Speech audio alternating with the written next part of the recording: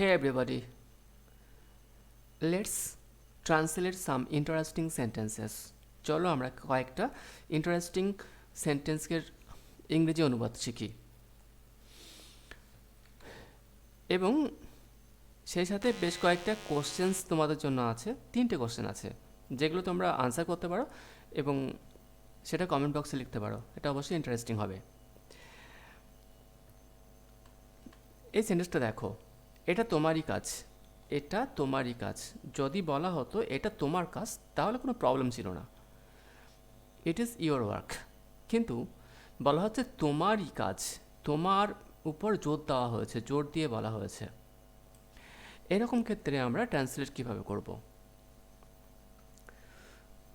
তখন ট্রান্সলেট করলে আনসার হবে ইট ইজ ইউ, এটা তুমি, হু হ্যাভ ডান ইট, যে কাজটা করেছ। অর্থাৎ এটা তোমার কাজ, সরি তোমারই কাজ। তাহলে এই যে তোমারই, এটা তোমারই কাজ, এটা বোঝাতে আমরা কি একটা ক্লজ ইউজ করেছি, it is you who have done it, যে কাজটা করেছো। আর একটু দেখো, অহংকারী পতনের কারণ, অহংকারী পতনের কারণ, এটাকে আমরা কিভাবে ট্রান্সলেট করব?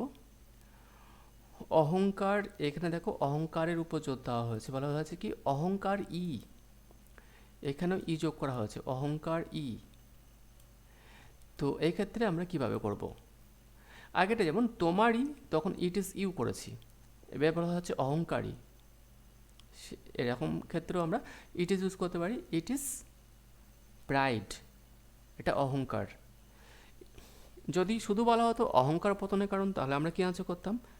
প্রাইড ব্রিংস অ্যাবাউট ফল। কিন্তু বলা হচ্ছে কি অহংকারই পতনের কারণ, তাহলে কি আনসার হবে? It is pride that brings about fall, it is pride that brings about fall. তাহলে দেখো উপরটার ক্ষেত্রে তোমারই কাজ, যখন তোমার, এটা তোমারই কাজ, যখন তোমারই বলা হচ্ছে, তোমারটা কি একটা প্রোনাউন, এর পার্টিসিপল হলো, এটা একটা প্রোনাউন। তো তোমার প্রোনাউন, প্রোনাউনের ক্ষেত্রে আমরা কি করেছি? It is you. আবার অহংকার, এটা নাউন, ইট ইজ প্রাইড, তখন কি করেছি? It is pride that brings about ফল।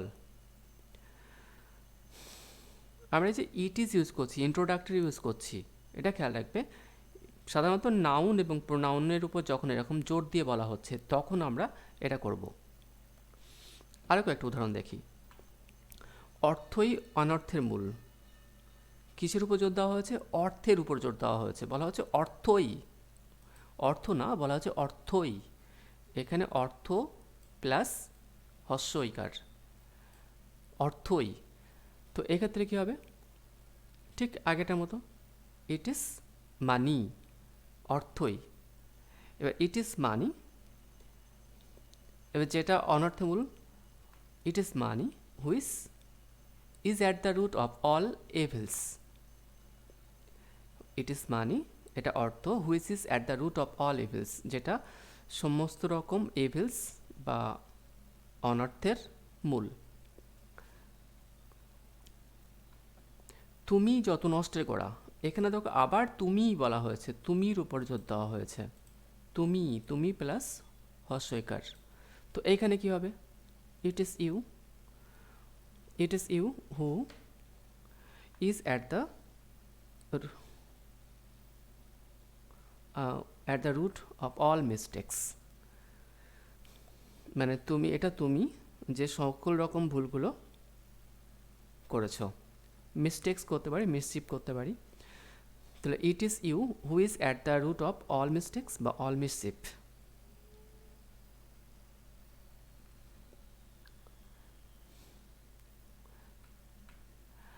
আমি এই গ্রামেই জন্মগ্রহণ করেছিলাম। এবার দেখো আমির উপরে জোর দেওয়া হয়নি, জোর দেওয়া হয়েছে কোথায়? আমি, সরি, আমি এই গ্রামেই, গ্রামের উপর জোর দেওয়া হয়েছে, গ্রামেই। তো গ্রামেই যখন জোর দেওয়া হয়েছে তখন আমরা কি করব? ইট ইজ দ্য ভিলেজ বা this is the village, this is the village where I was born. তাহলে আনসার কী হচ্ছে? This is the village where I was born. যদি থাকতো আমি, তখন কি হতো? আমি এই গ্রামে জন্মগ্রহণ করেছিলাম, তাহলে কি হতো? It is I who was born in this place.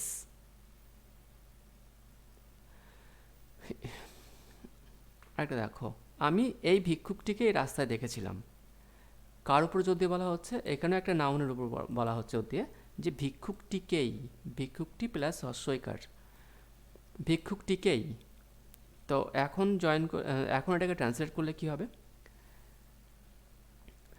This is the বেগার, অথবা it is the বেগার, this is the বেগার hmm I saw, যাকে আমি দেখেছিলাম, ইন দ্য স্ট্রিট, রাস্তায়। ঠিক পরের দিনই সে বাড়ি ফিরে এলো। ঠিক পরের দিনই, এখানেও একটা নাউনের উপর জোর দিয়ে বলা হয়েছে, দিন এর সঙ্গে হস্যইকার যুক্ত করা হয়েছে। তাহলে দিন এক্ষেত্রে ইট ওয়াজ দ্য ডে, কিন্তু বলা আছে ঠিক পরের দিন, ঠিক পরের দিন। তাহলে কি হবে? It was the very next day, it was the very next day when he returned home, it was the very next day when he returned home. এটা ঠিক পরের দিন যখন সে বাড়ি ফিরেছিল। এখানে একটা ফুল স্টপ হবে, sorry. It was the very next day when he returned home. এটা ছিল ঠিক পরের দিনই যখন সে বাড়ি ফিরেছিল। যেহেতু ঠিক পরের দিন আছে, তাই জন্য আমরা ভ্যারি নেক্সট ডে করলাম, দ্য ভ্যারি নেক্সট ডে। রমেনি ঘড়িটা চুরি করেছিল। এখানে একটা নাউনের উপর জোর দেওয়া হয়েছে, তাহলে কি হবে? রমেনি, রমেন যুক্ত হস্যইকার, তাহলে কি হবে? ইট ওয়াজ রমেন, অথবা ইট ইজ রমেন, চুরি করেছে বলা হয়েছে যেহেতু প্রেজেন্ট পারফেক্ট, তাই ইজ ইউজ করব। It is Ramen, it is Ramen who has stolen the watch. এটা রমেন যেই ঘড়িটা চুরি করেছে। কাজটা তোমাকেই করতে হবে। দেখো দেখো এখানে, এখানে আবার একটা প্রোনাউনের উপর জোর দেওয়া হয়েছে, তোমাকেই, তোমাকেই, তোমাকেই। It is you, it is you who will have to do this work. এটা এটা তুমি যাকে এই কাজটা করতে হবে, মানে তোমাকেই কাজটা করতে হবে। যদি বলা হতো কাজটা তাকেই করতে হবে, it is he who will have to do the work. এখন আরেকটা দেখো, এখানে দেখো নিচেরটা, কাজটা তোমাকে করতেই হবে, কাজটা তোমাকে করতেই হবে। এইখানে কিন্তু আবার করতেই হবে, করা বোঝাচ্ছে, করা তার সঙ্গে হস্যইকার যুক্ত করা হয়েছে, করতেই। করাটা কি? ক্রিয়াপদ। এখানে কিন্তু নাউনের উপর জোর দেওয়া হয়নি বা প্রোনাউনের উপর জোর দেওয়া হয়নি, এখানে আবার ক্রিয়াপদের উপর জোর দেওয়া হয়েছে, যে তোমাকে কাজটা করতেই হবে। তাহলে এই ক্ষেত্রে কি হবে? এই ক্ষেত্রে কিন্তু আমরা নাউন বা প্রোনাউনের মতো it is you, this is the place, এরকম ইউজ করবো না। এগুলো একটু অন্যরকম হবে। You must have to do this work, তোমাকে করতেই হবে। এই যে হস্যইকার ইউজ করা হয়েছে, এটাকে বোঝানোর জন্য এখানে মাস্ট ইউজ করা হয়েছে। You must have to do this work, তোমাকে অবশ্যই কাজটা করতে হবে, তার মানে তোমাকেই কাজটা করতে হবে, তোমাকে কাজটা করতেই হবে। মাস্ট ইউজ করা হয়েছে কিসের উপরে? ডু এর আগে দেখো, ডু মানে করা, এবং ভার্বের উপরে জোর দেওয়ার জন্য মাস্টটাকে ইউজ করা হয়েছে। You must have to do this work, তোমাকে কাজটা করতেই হবে। তো এখানে আমরা কি ইউজ করে, কিসের ক্ষেত্রে করলাম? ভার্বের ক্ষেত্রে। যখন ভার্বের সঙ্গে ইকার যুক্ত হচ্ছে, ভার্বের উপর জোর দেওয়া হচ্ছে, তখন আমরা কিভাবে করব? এটা নিয়ে কিন্তু এই ভিডিওতে আলোচনা করছি না। পরের ভিডিওতে এরকম ধরনের, যেখানে ভার্বের উপর বা অন্যান্য পদের উপর জোর দিয়ে বলা হয়েছে, সেরকম ধরনের আরও কিছু সেন্টেন্স নিয়ে আমরা আলোচনা করব। এখন তোমাদের জন্য কোশ্চেন্স, মাত্র 3টে কোশ্চেন বলেছি। ফার্স্ট ওয়ান, আমি তাকে এখানে আসতে বলেছিলাম। সেকেন্ড ওয়ান, একমাত্র ঈশ্বরই তোমাকে বাঁচাতে পারেন। থার্ড ওয়ান, শুধুমাত্র তুমিই এই কাজটা করতে পারো। এইগুলো তোমরা করে আনসার কমেন্ট বক্সে আনসার লিখতে পারো, আমি অবশ্যই তোমাদের আনসারগুলো দেখব। Now thank you everybody, thank you for watching this video. I wish you all the best.